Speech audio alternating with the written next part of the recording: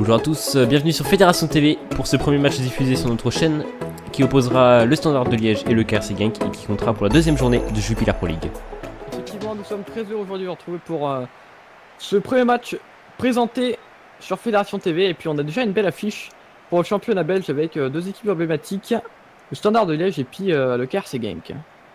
Des équipes qui ont eu du mal dans leur début, lors de la première journée, qui n'ont pas pu faire mieux que le match nul.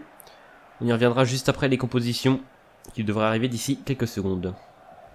Et donc voici la première mise en place par Ricardo Sapinto du côté du Standard de Liège avec un 4-4-2 classique. Donc une formation standard dans le foot qu'on voit quand même beaucoup moins ces derniers temps au niveau professionnel.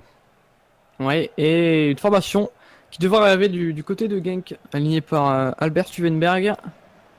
C'est un 4-3-3 offensif aligné par l'entraîneur. Alors que Shriver, Samata et Buffel seront en attaque. Et Collet et Brabeck dans la défense centrale pour défendre la cage de Ryan. Ouais, donc pour revenir sur les récents résultats de ces deux équipes, donc voilà, ils n'ont pas pu faire mieux que le match nul. A noter que une victoire d'une des deux équipes aujourd'hui les ferait monter en première place du championnat temporairement, étant donné que c'est le premier match de la journée. Donc on risque d'avoir pas mal d'enjeux, malgré que ça soit que la deuxième journée. Ouais, surtout que Genk a une place de champion à défendre. Alors ils doivent aujourd'hui s'imposer pour regagner un petit peu la confiance de leurs supporters et ainsi ne pas décevoir l'entraîneur et puis le staff durant la saison. En tout cas, on espère avoir un bon match. La direction de ce match qui sera mise sous la responsabilité de Siem Dekouwer et on espère que le corps arbitral entier fera un bon match histoire de ne pas gâcher le spectacle. Et donc c'est parti dans ce match deuxième journée de Jupiler Pro League entre le Standard de Liège et le KRC Genk. Comme on l'a dit, premier match diffusé sur Fédération TV. On espère qu'on aura des buts pour cette première rencontre que nous commentons. Il n'y a pas de raison pour qu'on n'en ait pas. Avec surtout deux équipes qui sont, comme je le disais, des équipes emblématiques. Et ouais, première faute signée par le corps arbitral. Ce sera déjà une occasion pour Liège. Voilà, un coup franc qui peut être intéressant. Sur le côté, ça devrait être un bon ballon de centre pour Mathieu Dosevi, qui a l'habitude de les tirer indirectement, forcément, dans cette position-là. Allez, le centre, attention, ça sera dégagé du point par Mathieu Ryan. Ça restera dans les pieds de Liège. Attention, ce ballon qui reste un peu stoppé là, dans la défense. Faut réussir à faire une passe. Et voilà, sinon on la perd forcément. Bonne récupération de Nastic. Mais attention derrière cette perte de balle, la tête et l'ouverture du score en ce début de match d'Ishak Belfodil sur une occasion un peu étrange, on va dire, des pertes de balles un peu bêtes des deux côtés. Et au final, ça permet au Standard de Liège d'ouvrir le score. Ouais, avec un vraiment bon centre là de Emilson Junior. Et la tête qui a sûrement surpris Mathieu Ryan. Une belle tête là de Belfodil qui permet au Liège de mener très tôt dans le match. Malgré ça, je pense que le gardien ne s'y attendait pas. Une tête pas si puissante que ça, mais qui est bien placée. Ça fait mal. Et puis forcément, ouverture du score. 1-0 en ce début de match, seulement 5 minutes de jeu au niveau du chronomètre. Et donc pour l'instant, c'est le Standard de Liège qui mène dans cette rencontre. Un peu contre les attentes qu'on aurait pu voir peut-être un peu plus Genk dans ce match ouvrir le score et mener tout simplement.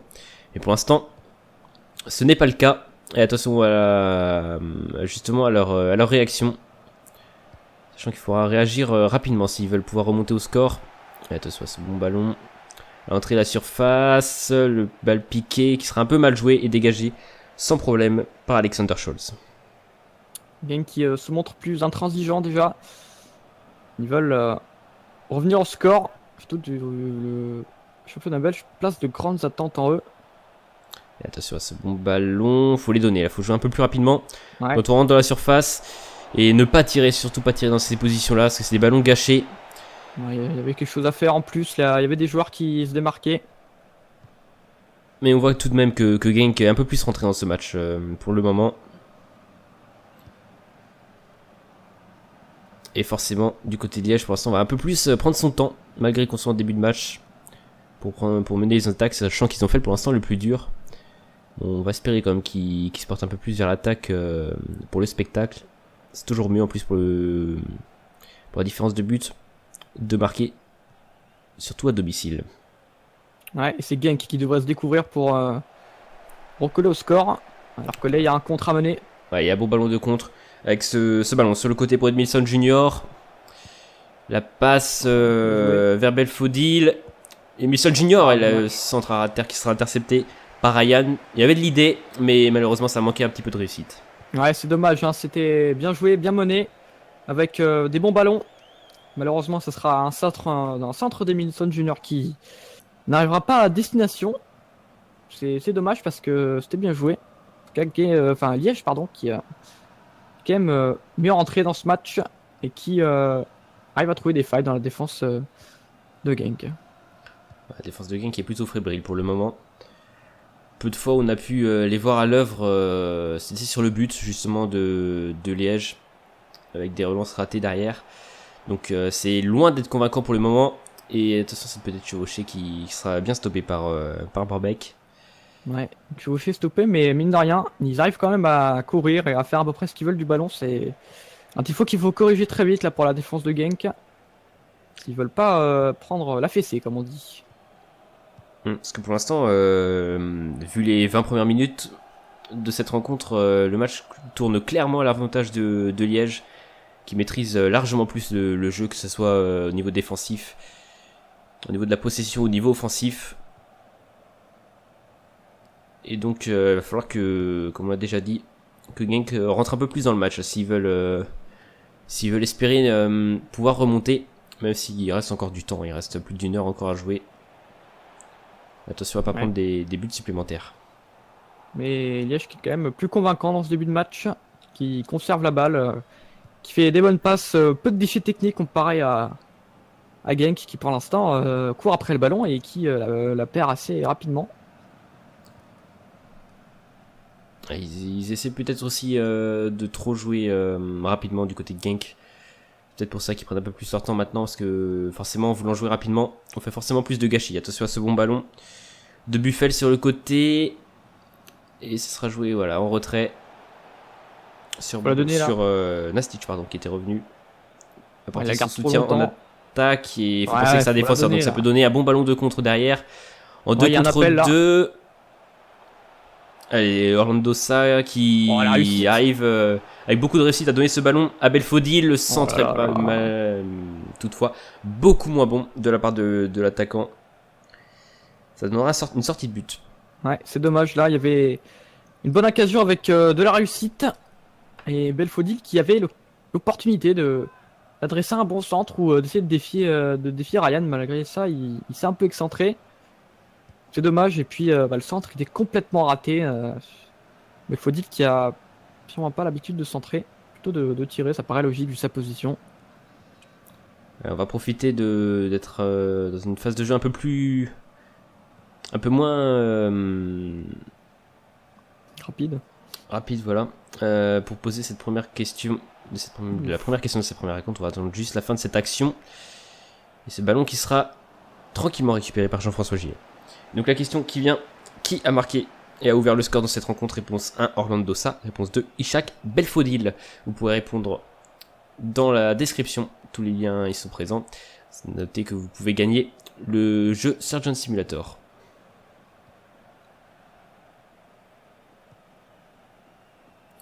C'est encore une fois un nouveau ballon en faveur de Liège qui arrive. Là il y aura peut-être une position de jeu par contre.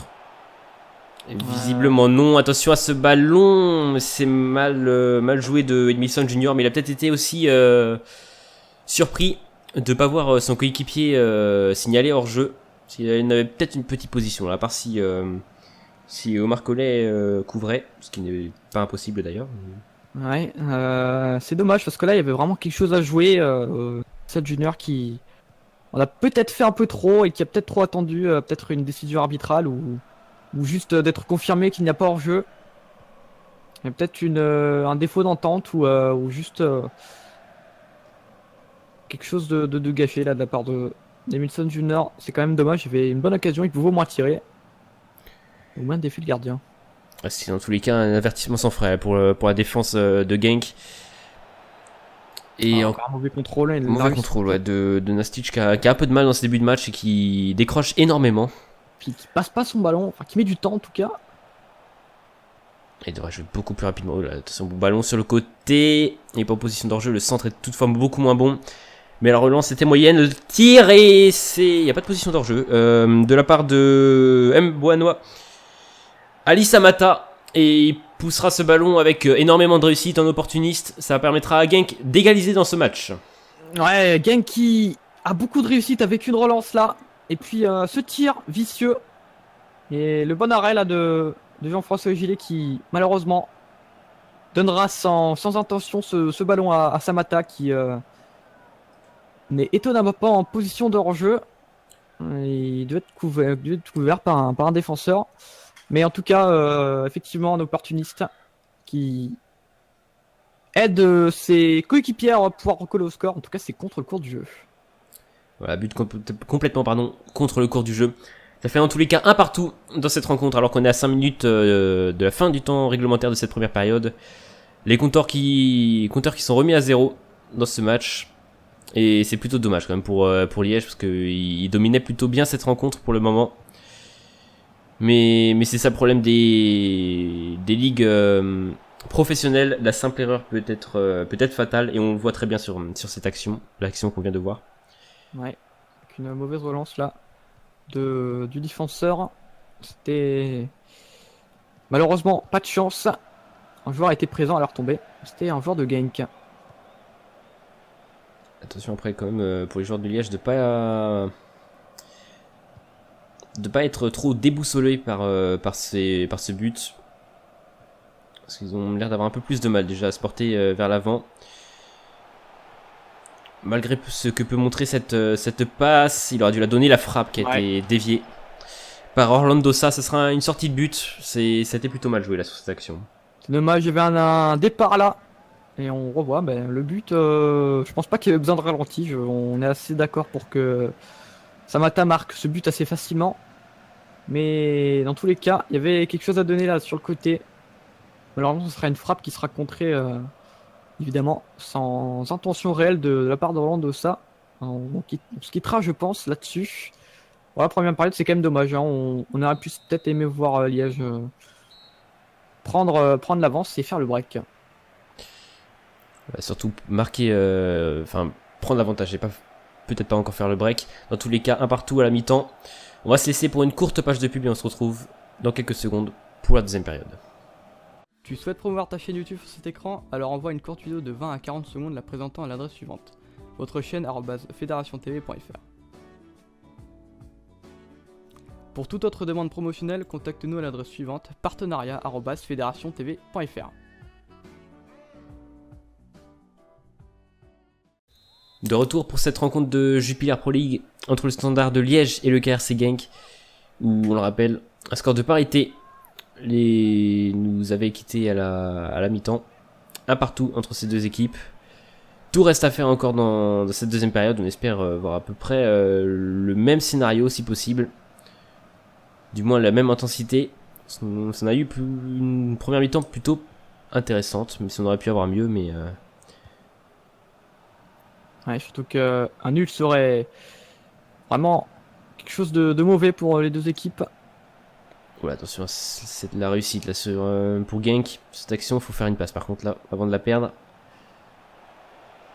Il faut rapidement faire une passe au lieu de tenter l'exploit individuel. Ouais, surtout qu'il donne rien là. Faut la faire la passe. Les joueurs leur demandent, mais bon, il veut la faire seul. Ah, voilà, bien joué. Voilà la bonne passe, c'est le poteau qui a failli redonner les ballons aux attaquants de Genk, mais ça sortira de la surface avant d'être récupéré justement par ses coéquipiers. Ouais, on va attendre la fin de l'action. Voilà, c'est fait, mais en tout cas, un poteau qui malheureusement n'a pas pu être pris par Samata qui avait continué, qui avait essayé de suivre. Et une belle frappe et Samata qui justement avait fait une bonne, comment dire, il avait gardé la balle trop longtemps, mais ça s'est bien fini. Un défenseur avait décroché et puis le joueur se retrouvait tout seul. Un manque de réussite pour Genk malgré de la réussite en première période. Ça s'équilibre de près. Ouais, on va voir le premier corner qui sera en faveur du Standard de Liège. Attention à ce Ah, ballon. dommage, il y avait de l'idée. Il y avait de l'idée. Oula, le méchant tacle. Ouais. Je sais pas de qui il était. C'était visiblement Alexander Scholz qui prendra son carton jaune. Logiquement sorti par Monsieur Decoer. Ouais. Vraiment un tacle vilain, on va le voir là. Il est vraiment en retard. Il prend la jambe là du défenseur. De l'attaquant plutôt. Non, du Plutôt mauvais comportement pour un capitaine. Ouais. Il se doit de montrer l'exemple. Tandis qu'on aura le premier changement de cette rencontre du côté du KRC Genk avec la sortie de Berge pardon, et l'entrée de Susic qui le remplacera.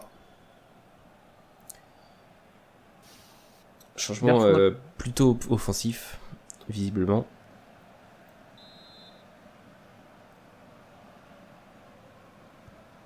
Et on voit l'arbitre qui veut se montrer autoritaire aussi.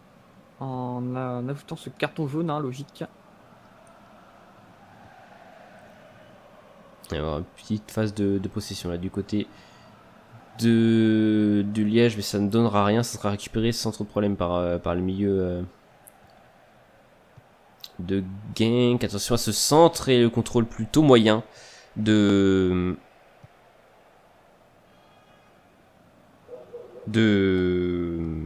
je sais plus son nom, pardon. C'était Mladenovic. Ça devait être, ouais.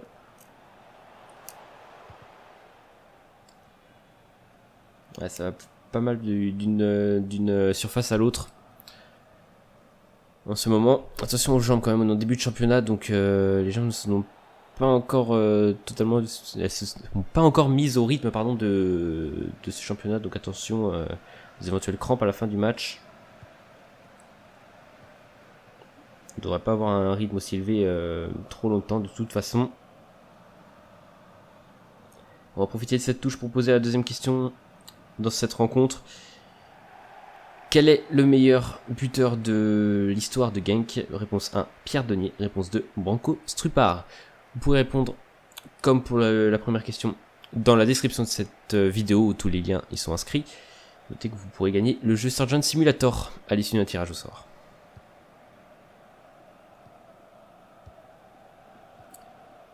Et pourquoi pas une action du côté, un ballon offensif du côté de Genk, mais la défense de Liège qui a visiblement retenu la leçon des quelques occasions que Genk a pu avoir. C'est quand même beaucoup plus soigné qu'on a pu le voir jusqu'à présent. Je prends des consignes des entraîneurs aussi qui peuvent porter leurs fruits.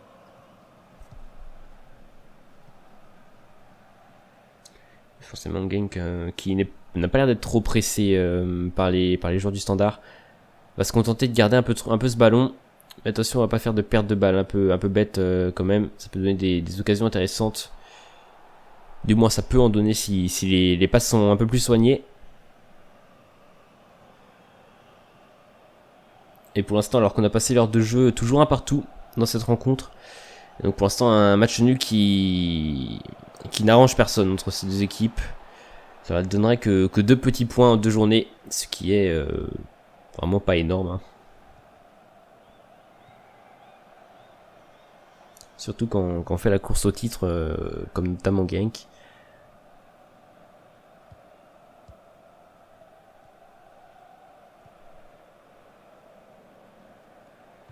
Ouais, le match, comme j'avais dit tout à l'heure, qui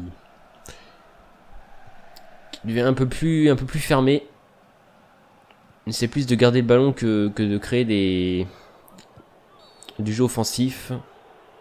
Il y aura un coup franc signalé par Monsieur Decoer. Et la sortie de Thomas Buffel remplacé par José Narenro. Il se passe moins de choses en seconde période. On a vu les deux équipes plutôt défensives et puis possessives avec le ballon. En tout tout cas, pour l'instant, on a des changements offensifs de la part de Genk. Il aura une petite main d'un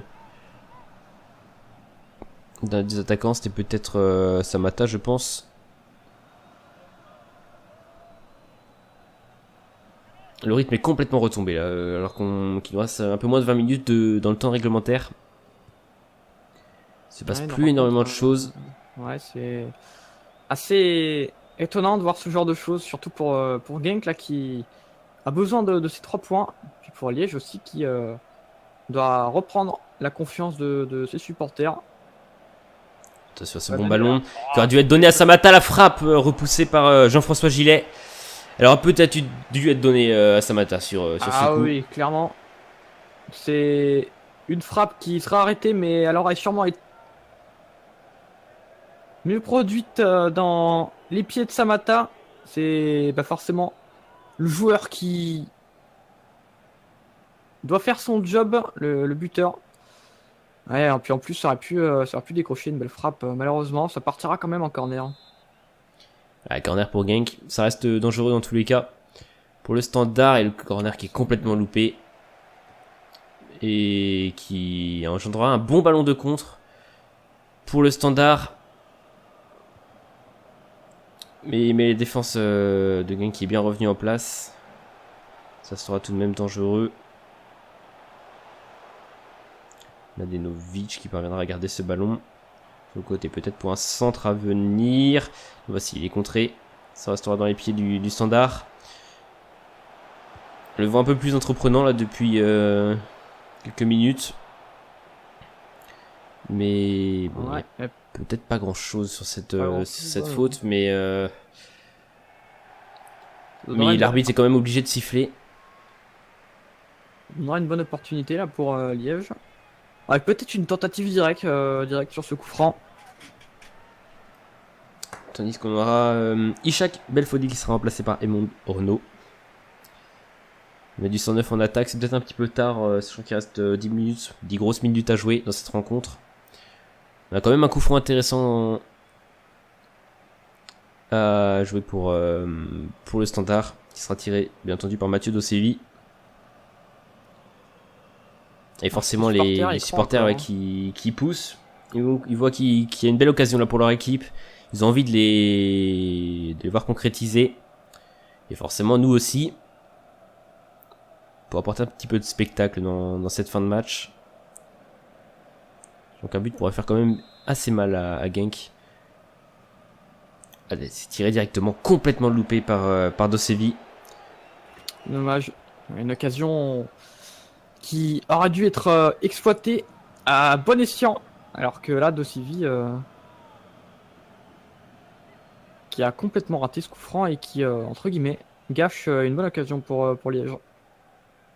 Ouais, il aurait peut-être dû un peu plus s'appliquer, sachant quand on voit l'importance de ce ballon. Surtout qu'on commence un petit peu à avoir de pression du côté de Genk avec l'image de ce dégagement en touche du Collet. Collet là qui était un peu trop pressé, je pense qu'il y avait autre chose à faire que de dégager simplement.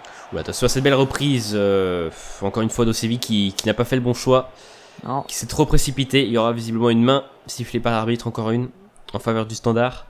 Ouais, Samata qui signe sa deuxième main. Il faut peut-être qu'il aille jouer au handball au lieu de faire ce... Je sais pas où il les met ces mains, mais en tout cas, l'arbitre qui les voit et qui les siffle à bon escient. Ouais, ce ballon haut centré, ça sera une nouvelle main sifflée par l'arbitre, signalée par l'arbitre assistant. C'était visiblement Emond Renault qui l'avait fait.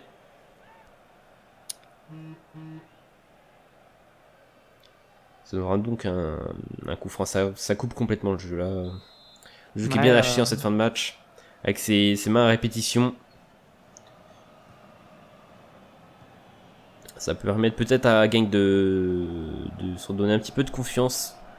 Ils avaient un peu de mal visiblement dans ces dernières minutes.